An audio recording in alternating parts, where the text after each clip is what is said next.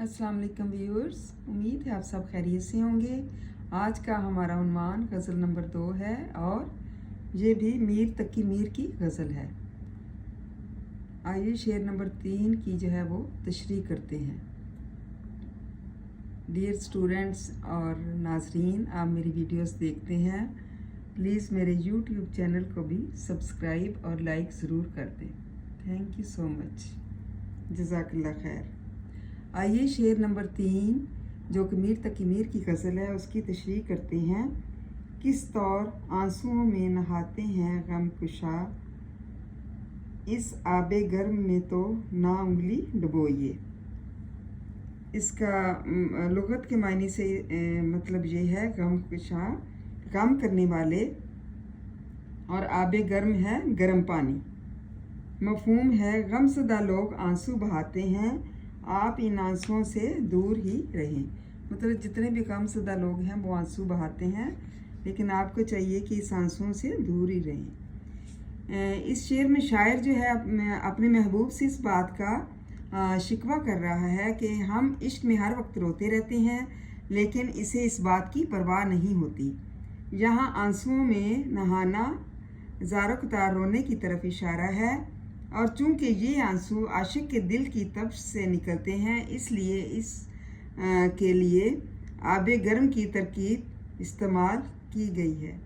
रवायती उर्दू शायरी में आशिक का महबूब की जुदाई में बेकरार रहना और रोते रहना जो है वो एक आम मौजू है। मतलब ये एक आम मौजू है, मतलब गज़लों में ये जो है एक आम सा मौजू है।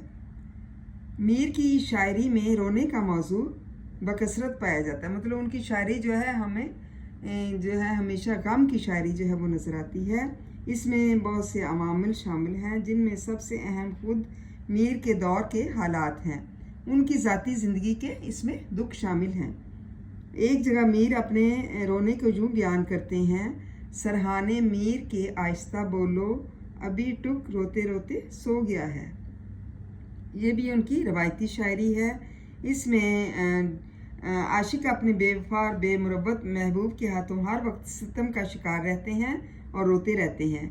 दूसरे अल्फाज में हम यूँ कह सकते हैं कि गम की तस्वीर बने रहते हैं, और वो इस हाल को सिर्फ़ और सिर्फ अपने संगदिल महबूब की वजह से पहुँचते हैं, जो भूले से भी उनका हाल नहीं पूछता।